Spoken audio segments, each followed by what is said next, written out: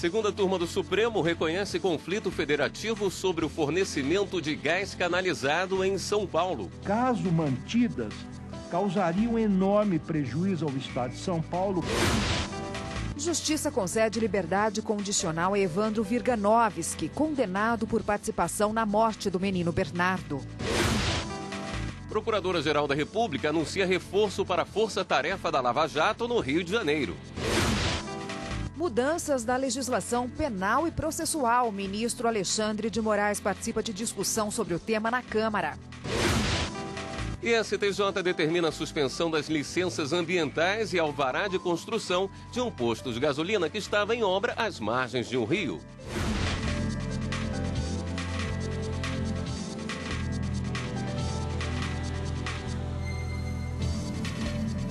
Olá, boa noite.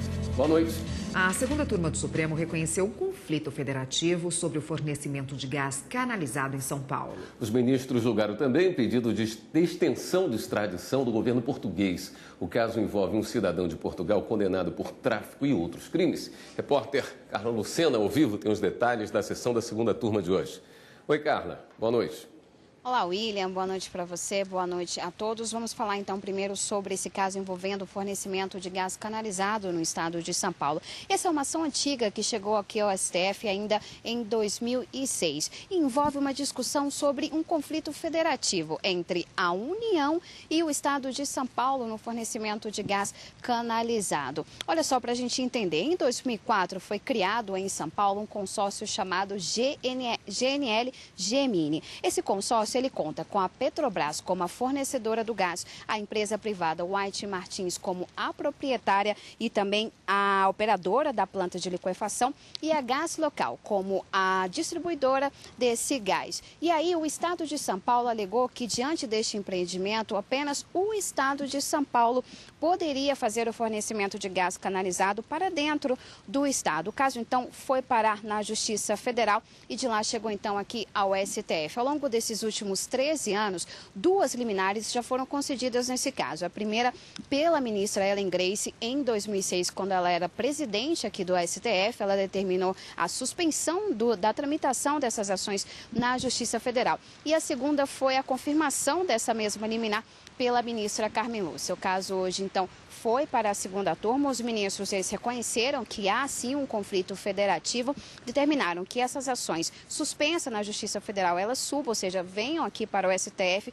para ser julgado e possivelmente até por todos os ministros, ou seja, pelo plenário da Corte. Vamos, então, acompanhar a reportagem sobre este caso. Para o estado de São Paulo, o fornecimento de gás em área de concessão estadual é serviço público de distribuição, cabendo ao estado estabelecer as regras. Defende que há, no caso, conflito federativo. Não pode a Petrobras fazer diretamente um acordo com a White Martins dentro do território de São Paulo para fornecer em Paulínia, São Paulo, sem ouvir o estado de São Paulo? Isso é uma ofensa. Por outro lado, a empresa White Martins, a Petrobras e a União defenderam que não há conflito federativo porque o caso tem a ver apenas com o transporte de gás, sem envolver a distribuição. Não há dúvida de que não se está diante de uma discussão que leve ao conflito, porque não se está, em momento algum, se cogitando de distribuição. Não há nenhuma relação com o consumidor final, não há nenhuma relação de consumo da White Martins. Trazer o gás de um ponto de São Paulo até o município de Paulínia, onde Petrobras, White Martins e GNL se comprometeram a receber esse mesmo gás que sai lá da Bolívia. Ele não seria distribuído e canalizado na rede estadual. Ele seria transportado por outro meio, através de caminhões, através de ferrovia ou até mesmo navios. O ministro Ricardo Lewandowski disse que há conflito federativo entre a União, o Estado paulista, a Agência Nacional de Petróleo e a Comissão de Serviços Públicos de Energia, a CSPE. Caso mantidas, causariam enorme prejuízo ao Estado de São Paulo, pois impediriam, entre aspas, de preservar a concessão do serviço público de gás canalizado outorgado. A decisão da turma foi unânime no reconhecimento do conflito federativo. Os ministros também determinaram que a ação e os recursos que estão na Justiça Federal sejam julgados pelo STF.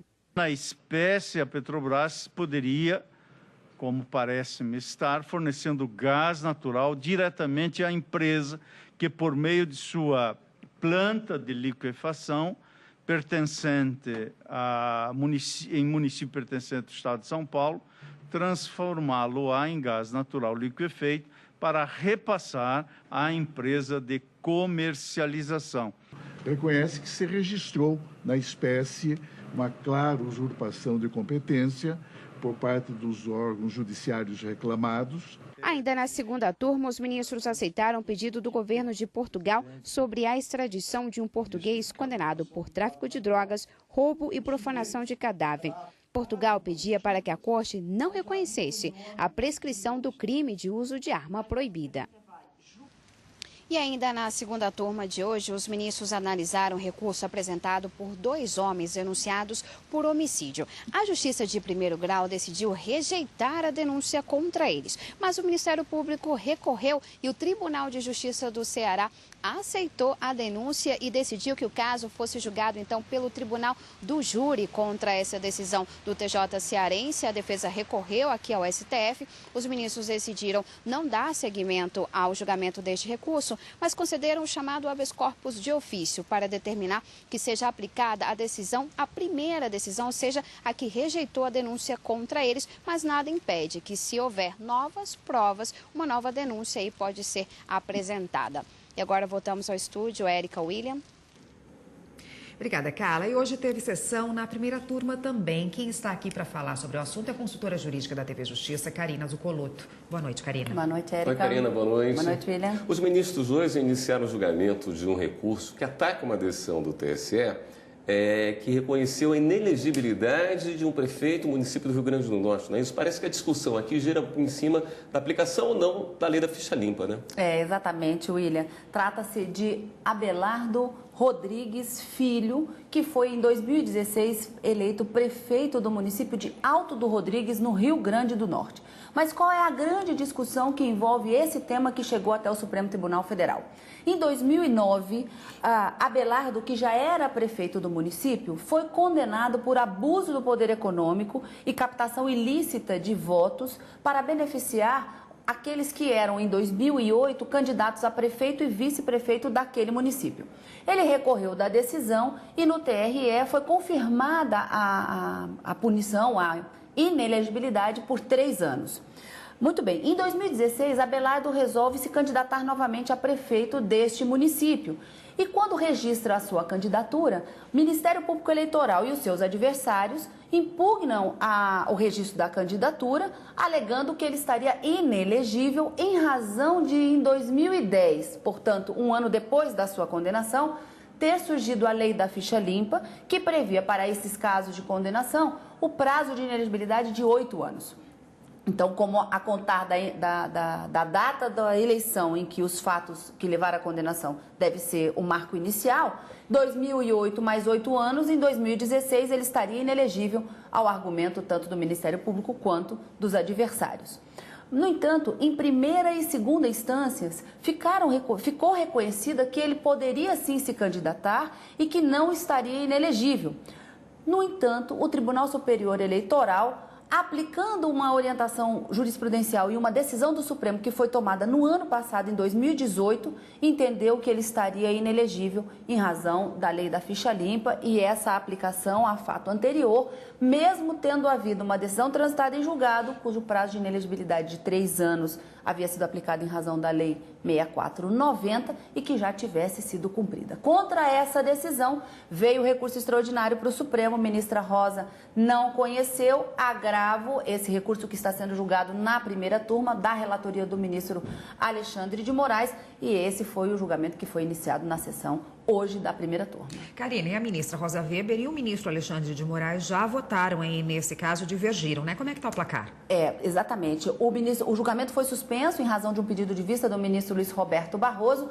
Ministra Rosa Weber entende que deve ser mantida a decisão do TSE, já que em consonância com a orientação do Supremo Tribunal Federal, mas o ministro relator desse recurso, Alexandre de Moraes, entende que deve ser revertida a decisão do TSE para manter o registro da candidatura e a elegibilidade do prefeito. Isso porque O caso concreto que está sendo julgado na primeira turma não se aplica àquela orientação que se tratam de casos diferentes. E aí ele pontua 2 situações para diferenciar este caso do precedente do Supremo e afastar a orientação jurisprudencial. Mas isso tudo a gente vai ter que aguardar o retorno do voto vista do ministro Luiz Roberto Barroso em uma outra sessão na primeira turma.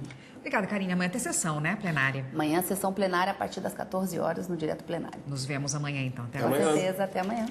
A segunda turma do STJ reformou um acórdão do Tribunal de Santa Catarina e determinou a suspensão das licenças ambientais e alvará de construção de um posto de gasolina que estava em obra às margens de um rio, uma área de preservação permanente. O Ministério Público obteve liminar para suspender a licença ambiental e o alvará de construção de um posto de gasolina. Mas o Tribunal de Justiça catarinense entendeu que em área urbana consolidada deveria ser aplicada a limitação prevista na Lei de Parcelamento do Solo Urbano. No recurso ao STJ, o Ministério Público argumentou que a decisão poderia acarretar prejuízo considerável ao interesse público. Por isso, pediu que fosse determinado o limite de 50 metros da margem do rio para edificações, como prevê o Código Florestal. O relator, ministro Og Fernandes, aceitou os argumentos. Para ele, a proteção prevista no Código Florestal prevalece nesses casos. O ministro considerou que reduzir o tamanho da área de preservação permanente, afastando a aplicação do Código Florestal, implicaria verdadeiro retrocesso em matéria ambiental. E no próximo bloco, mudanças da legislação penal e processual. Ministro Alexandre de Moraes participa de discussão sobre o tema na Câmara. Nós temos que adotar uma nova filosofia para o combate ao crime organizado, que é priorizar o combate ao crime organizado.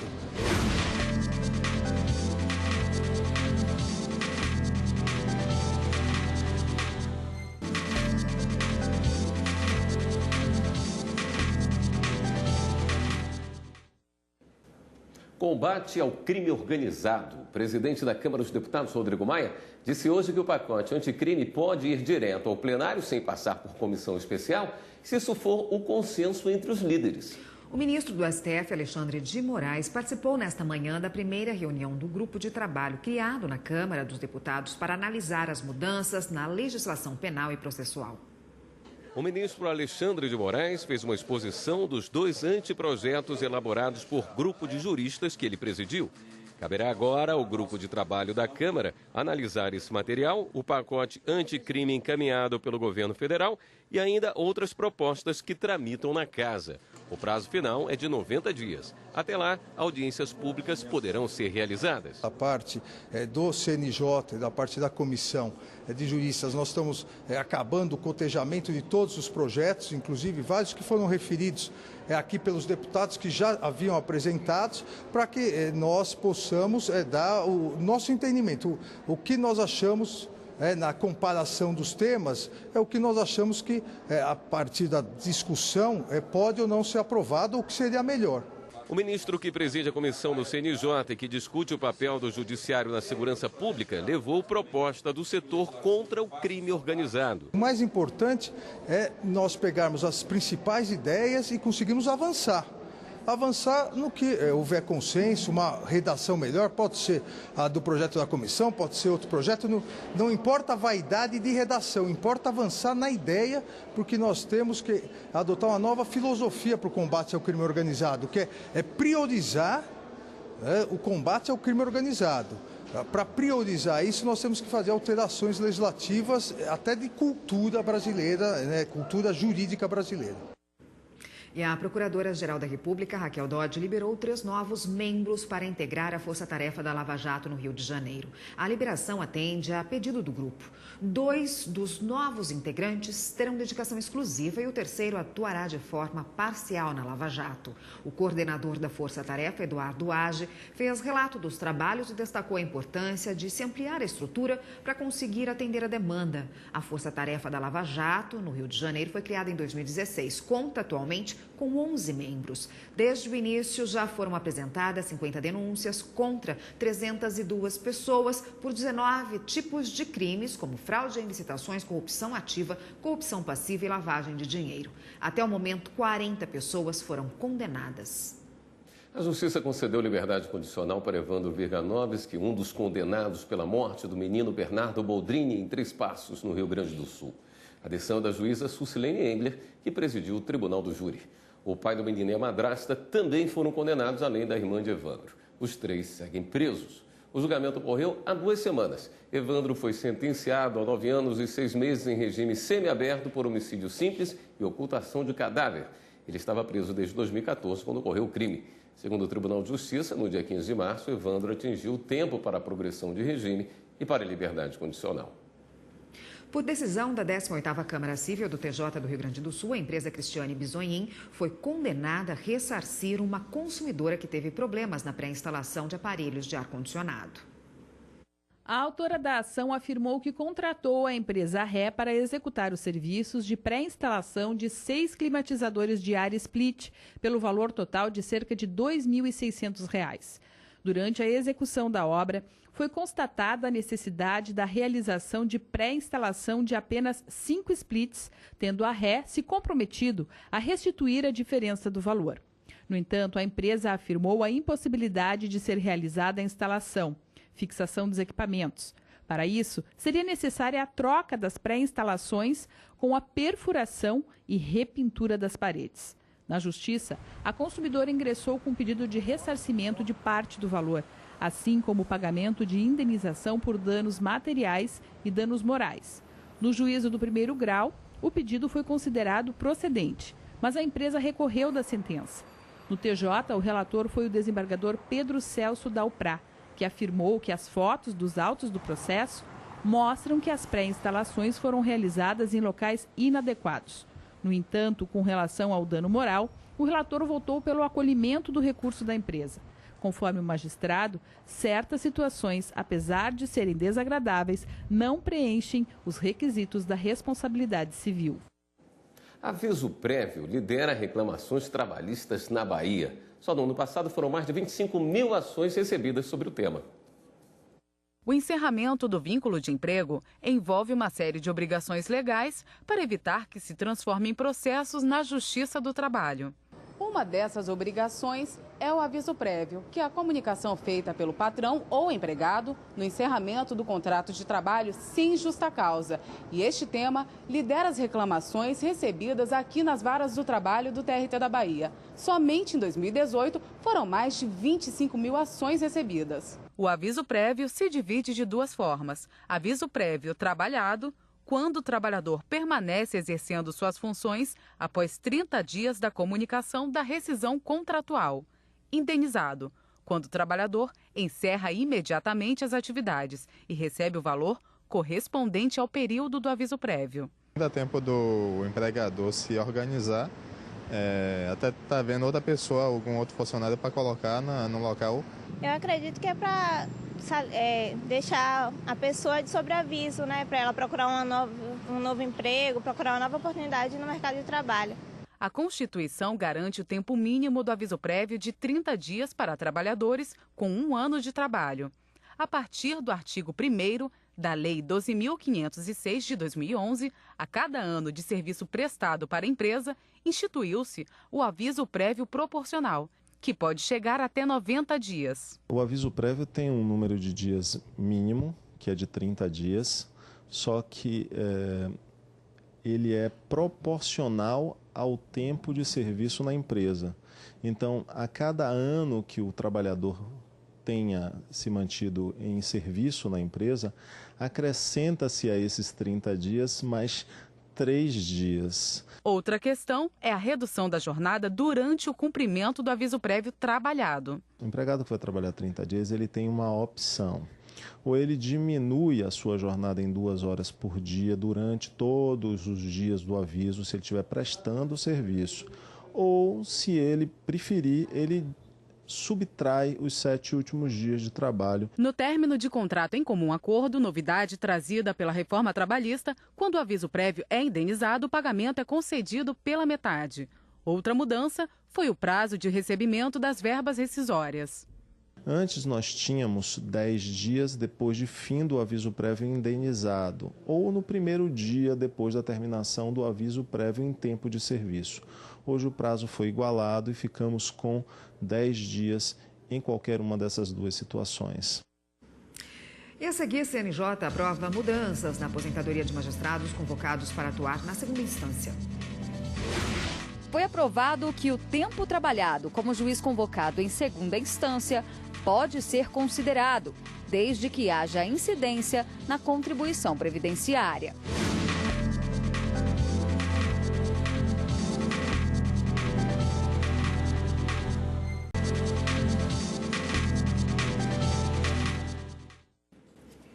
O vice-presidente do TST, ministro Renato Paiva, assinou um protocolo de ações para estimular a mediação e a conciliação pré-processual de conflitos coletivos em ações trabalhistas. As propostas foram apresentadas durante o encontro dos presidentes e corregedores dos tribunais regionais do trabalho de todo o Brasil.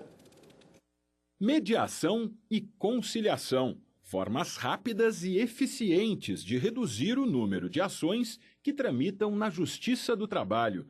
O assunto foi tema da segunda reunião ordinária do Colégio de Presidentes e Corregedores dos Tribunais Regionais do Trabalho, Coleprecor. Durante o encontro, o vice-presidente do TST, ministro Renato Paiva, assinou o ato que institui o protocolo de conciliação e mediação da vice-presidência do tribunal e que servirá de modelo a ser aplicado nos TRTs em todo o Brasil. Esse ato, ele aprova um protocolo que nós já usamos da vice-presidência para os pedidos de mediação pré-processual de conflitos coletivos. O nosso objetivo esse ano é incentivar os tribunais a implantar também esses núcleos de mediação pré-processual. É uma série de procedimentos, não é? Como é que se faz o pedido, qual o procedimento que deve ser adotado inicialmente, os recursos que nós usamos na mediação, enfim, na verdade um roteiro para os tribunais que quiserem adotar esse modelo. Só em 2018, o TST recebeu 19 pedidos de mediação e conciliação. 16 deles chegaram a um acordo. Na prática, no TST, a conciliação começa com o pedido da empresa ou sindicato. A partir daí, são realizadas reuniões entre as partes, mediadas pela vice-presidência do tribunal. Quando não há consenso, a vice-presidência elabora uma proposta de acordo, que é apresentada aos interessados. A mediação e conciliação pré-processual em conflitos coletivos foi normatizada pelo TST em 2016 e se baseia no artigo 764 da CLT, que prevê a conciliação como forma de solução de dissídios individuais ou coletivos, submetidos à apreciação da Justiça do Trabalho. Esse procedimento ele previne o conflito antes dele ser instaurado. Daí a grande vantagem. E agora vamos dar um giro na rede para saber das últimas notícias.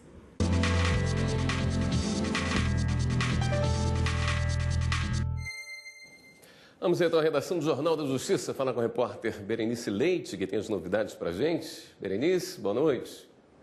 Oi, William, Érica, boa noite a vocês, a todos que nos acompanham. Nós começamos o giro de hoje com a notícia de uma decisão da Justiça Federal de Mato Grosso que garantiu a suspensão imediata do processo de licenciamento ambiental da usina hidrelétrica Boa Ventura. A decisão saiu depois de uma ação civil pública a pedido do Ministério Público Federal, que quer que o IBAMA seja responsável pelo licenciamento, já que a gestão é federal e estão envolvidos aí diretamente atingidos de terras indígenas.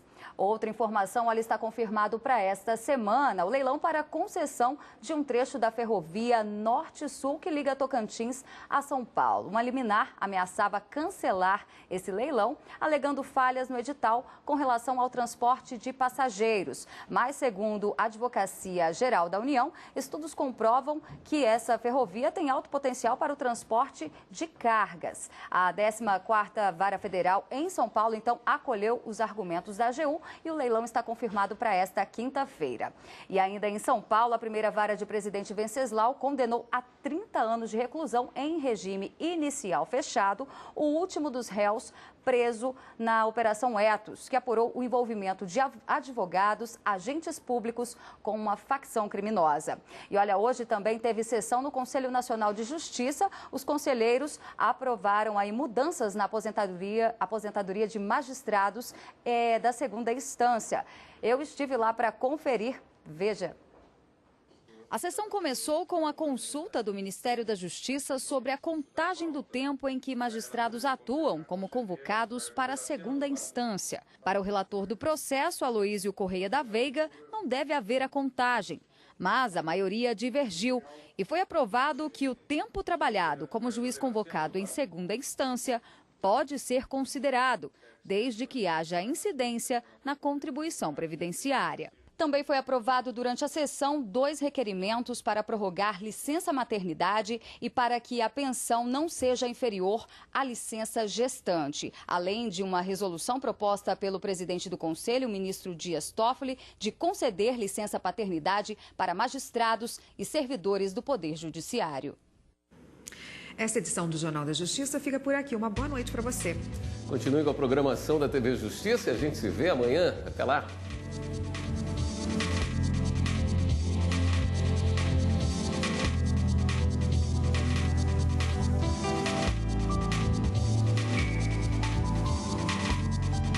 Oh,